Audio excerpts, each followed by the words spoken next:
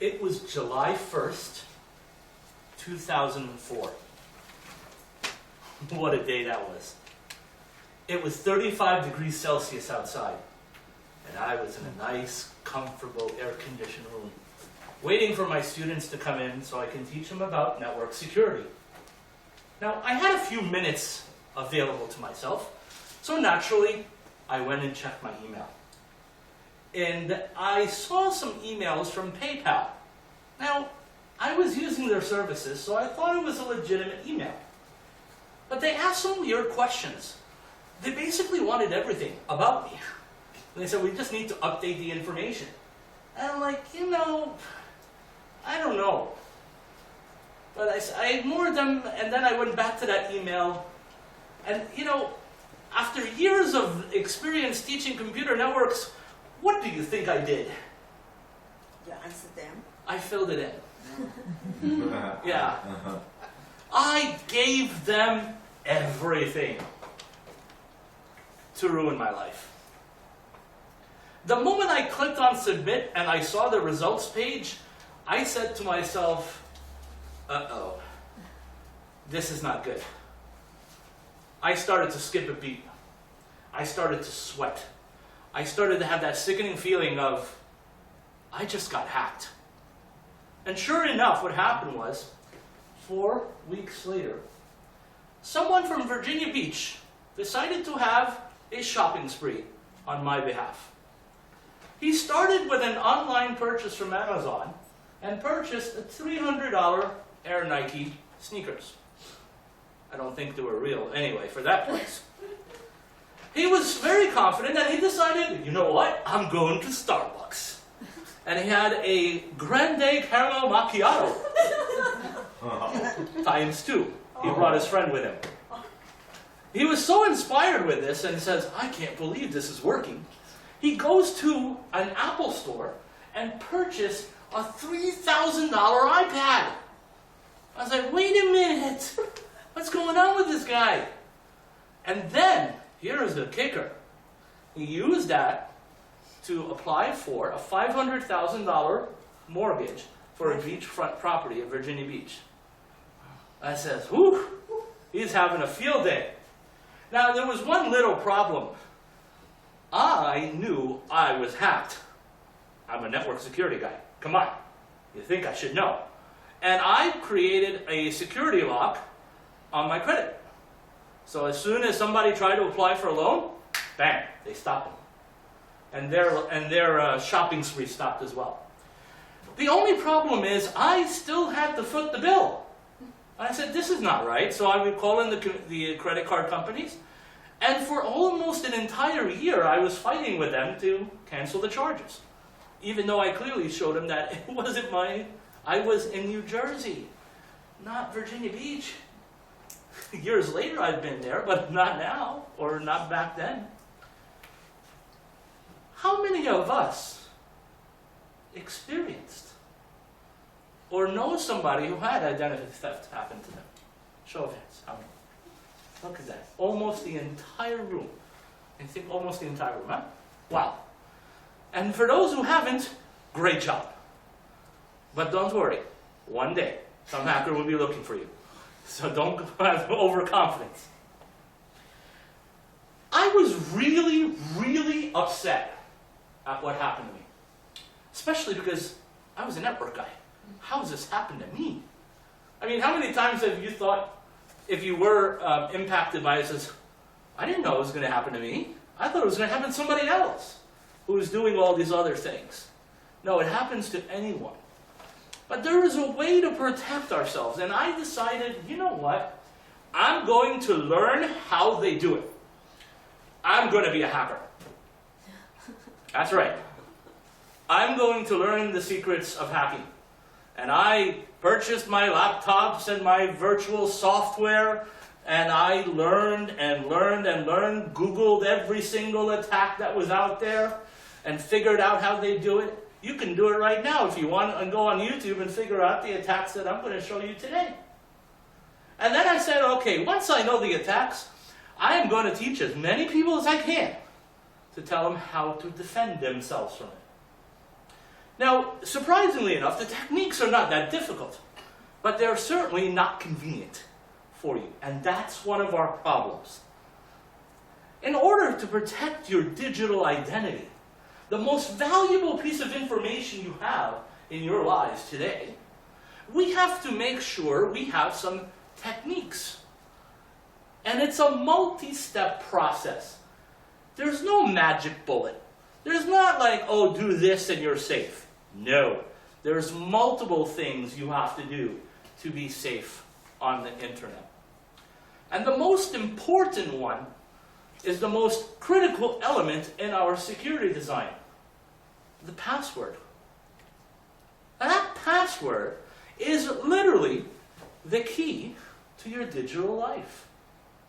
And that is what the hacker is designed and always thinking of.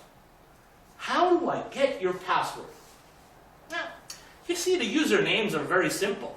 You can go on the internet and just say what company you're working for. Oh, I know your username. I can check your email. Your email is your username without the domain after it, the @whatever.com. I said, all right, so I've got the users. Oh, and even better yet, do you know those devices you get, like those webcams or those Alexa-inspired apps? All of those devices, and you think, oh, this is great. I'm going to be able to, really be a tech person. Those passwords and usernames are known on the internet. It's not even known on the dark net. You can Google the password for an Alexa-inspired account or the device. You can Google to see what is your Rogers password if you do not change it. How many of us have Rogers here? Or Bell? Right? I think there's no other choice. So, if you don't change your username and password on the router, then you are susceptible for attack. So we have to control and we have to protect our password. Now, our first way of protecting our password, and it's honestly really weird to do, is don't share the password. I'm like, yeah, you like that one, huh? How many of us are here in relationships? Right? You imagine asking your partner, I'm sorry, dear, I cannot share this password with you. It's very important. I hope you're not upset. And it says, oh no, dear, I'm fine. Your couch is calling you for tonight. It's important to share the password with people we can trust. That's okay. But we don't just share our password with people we trust. We put it on a Post-it note. And then we put it inside of a drawer thinking nobody is going to see it. Or sometimes we put it on our cell phones because we figured nobody's going to steal it. We have to protect our passwords. It's your digital identity. We need passwords for everything. You want to log into your computer, what do you need? Password. A password, thank you. You want to go to your bank account, what do you need? A password. You need this to live every day. And of course, how many of us just only have one website we log into? No. We probably have 10 or 15. A lot. A lot, right? So what do? We usually make the passwords the same. Yeah, how many people here? Don't raise your hands. So now we have to realize, okay, it is annoying, but it keeps us safe. That is for sure. We have in security a triangle. We call it the trigon of security, where we have the most secure, but you will be less accessible. And then when you have less accessible, then you'll have less security. And we have to find a happy balance between the security and the convenience. And that is our challenge. Now, once you not share your password with anybody and change the passwords to every location that you're in, most importantly is to make it difficult. Make it difficult to who? To you? Yes. No. It makes it difficult for the hacker, and I'm going to show you why. In a few minutes, I'm going to demonstrate a hacking procedure that we call a brute force attack.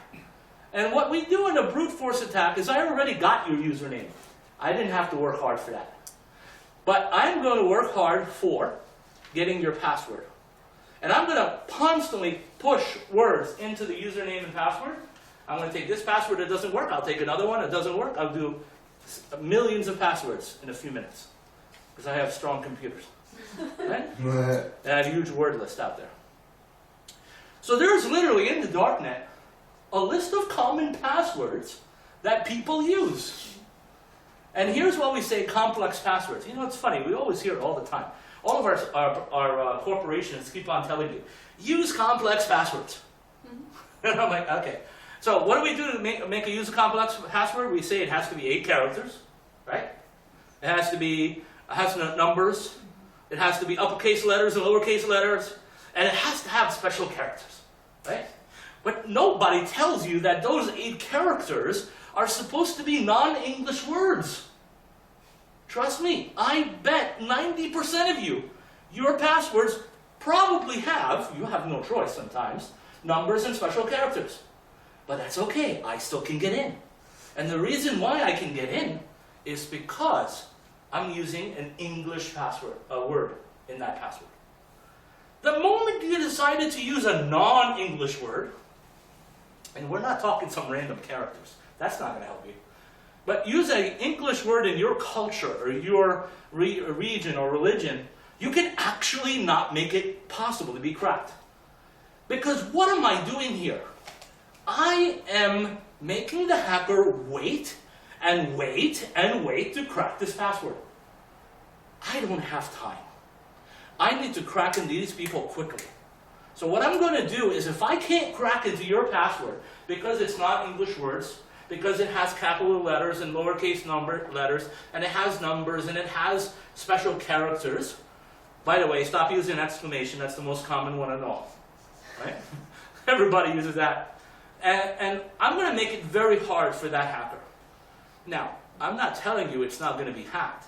If somebody wants your password, he can wait a couple of days, and it will happen. Because our systems and the software that we have will allow you to do a combination and random figuring out of the characters. Does it take time? Yeah. But right now, I want to increase my chances of the hacker saying, this user account is annoying. I'm moving on to the next one. That's the goal. So once you protect your password by not sharing it with anybody, and also making it complex, we can help us and protect in our first layer of safety. So what I want to show you is how quickly I can hack a password. As I said, I became an ethical hacker. That is the title, by the way. I'm not making this up. Right? There's a certification I've been studying for. It's extremely complicated. It's a long process. But an ethical hacker is basically a hacker who is hacking the systems for good and not for bad. Okay? So when we're looking here, we have special tools that we use.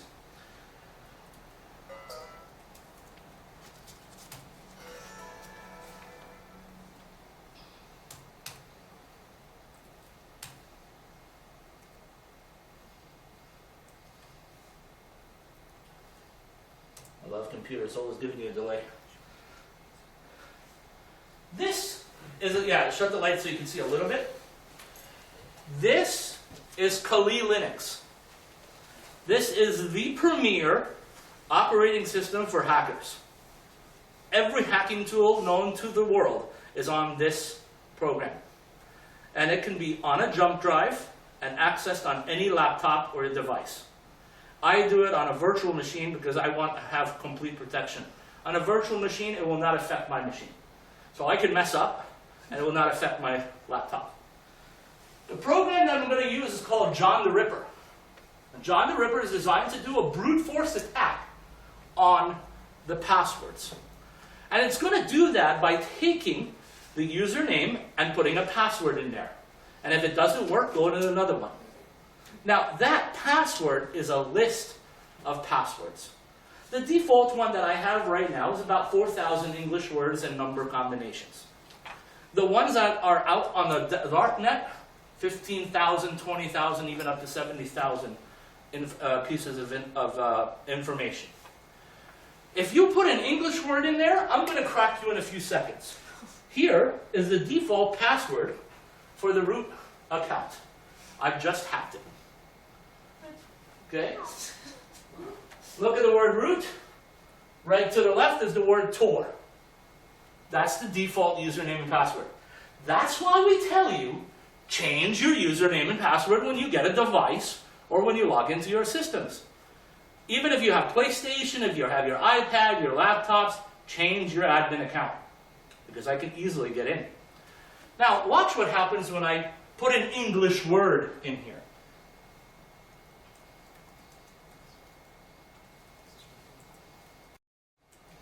And I'm going to redo the process.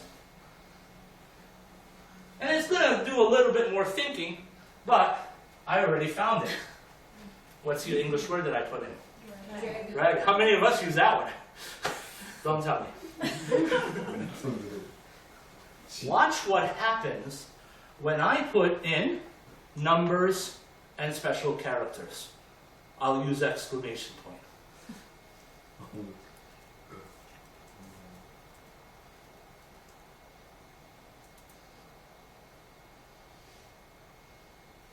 Doesn't like that.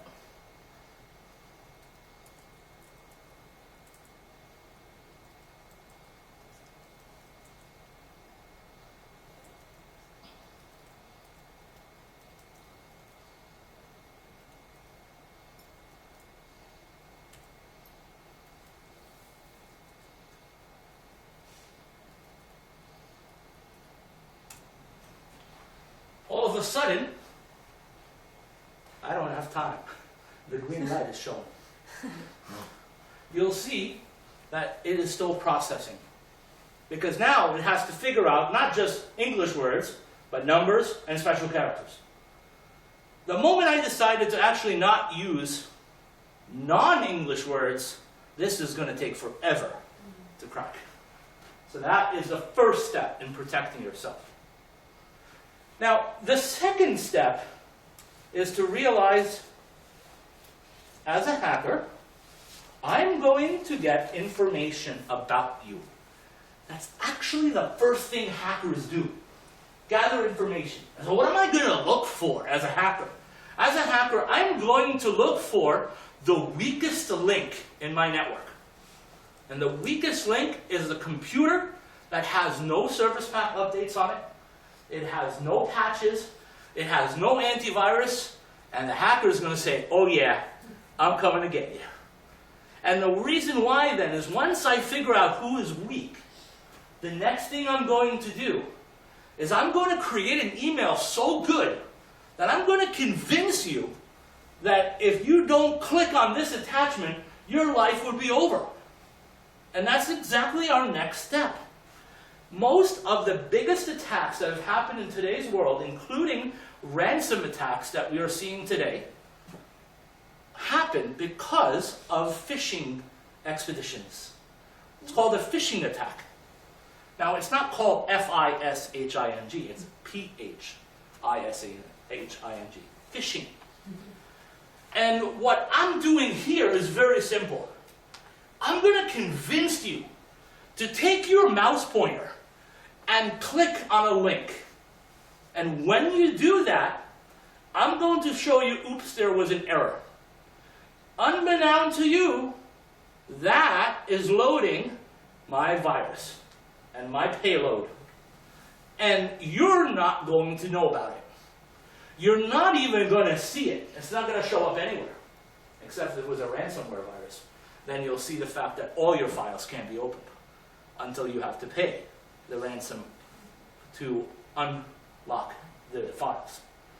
So how do we protect ourselves from that? The answer is very simple. If you do not know the sender, do not open it. Well, that's not enough for people. That's like, yeah, Captain Obvious, of course, why would I open it? Well, sometimes we're finger clicking happy or tapping happy, and we accidentally say, oops, too late. Right? More importantly, I'm going to show you another trick here. And this trick is to realize that the username for these fake websites that want to gather your information and steal it from you, their emails are huge. They don't even end with Amazon or Apple or any of that stuff. Okay? If you look at the upper corner here, my email says, congratulations. I'm not even going to attempt to read that. There's about 30 characters in there. Folks, I just got that email today. Your web email systems are not going to do a good job in stopping the phishing attacks. That means you have to pay more attention. It's not going to find itself in the junk folder. It's going to find itself in the inbox. And because of that, we have to pay attention. Once we pay attention to not clicking on these websites and sharing our passwords or making them complex, we have one more technique that is extremely important. And no one will tell you until you hear it today. And that is not to share your personal information. Now, a lot of people say, well, of course, Dave, I'm not going to put my credit cards, I'm not going to put my cell phone, I'm not going to put my date of birth, I'm not going to put my address and all of that stuff. You guys do that. If you've used Facebook, you at least have to enter a date of birth and all of that information. That's okay. You know what? We have that information from other websites anyway. On the average, we have 15,000 data points about you right now on the internet. And those 15,000 data points can be used against you, and you wouldn't even know it. What can be used against you is your personal pictures. Your personal pictures are going to give me a lot of information about you. It can even actually help a hacker figure out your passwords. Now, it's not your fault for sharing all your pictures or your selfies or your places where you go. I mean, you have to be part of society, right? So everybody's doing it. Everybody's sharing pictures. Everybody says, oh, look at this post, and they like it and they share it, and you figure out how many shares you got, and all of a sudden people want to go viral. That's a big thing right now. They want to go viral. The more you share, the more I know. The more I know, the better chance I can hack you. So be careful of what you post on the internet. Now, this is more important for children than anyone else. We have to tell our children, do not share your pictures. Because what is going to happen is the predators are going to look at those pictures and they're going to have a field day. And they're not using any hacking tools. They don't know how to use that. They simply use Facebook. And then they can create their own Facebook accounts and act like they're the same age as the child. And then convince them to share their information. So it's our duty and our responsibility as adults to train and let our children know that. Otherwise, we always hear the horror stories. And that's what I'm in as part of my speaking topics, is what do you do when you're already cyberbullied? We can avoid that by not sharing our posts. How about this? Let's try this today. Instead of sharing or liking about things that you see on the Facebook post, share and like positive posts, encouraging posts.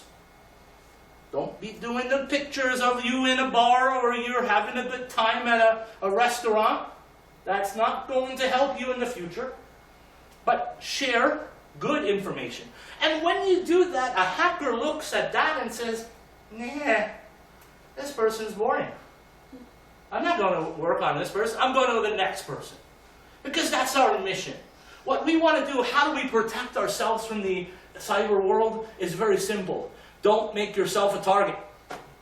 You make yourself a target by sharing your passwords, making them non-complex. And then we make ourselves a target by sharing our personal information. We make ourselves a target by clicking on those emails. So in order to protect yourself from the internet, Utilize the steps to defend yourself.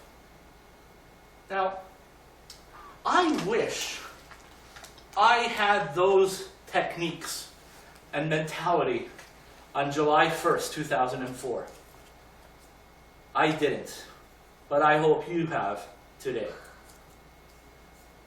So what are you going to do when you go home? Change password? I'm gonna go Change your passwords. I'm gonna go change my password. There you go. This is the critical step to start defending yourselves on the internet. Madam Toastmaster.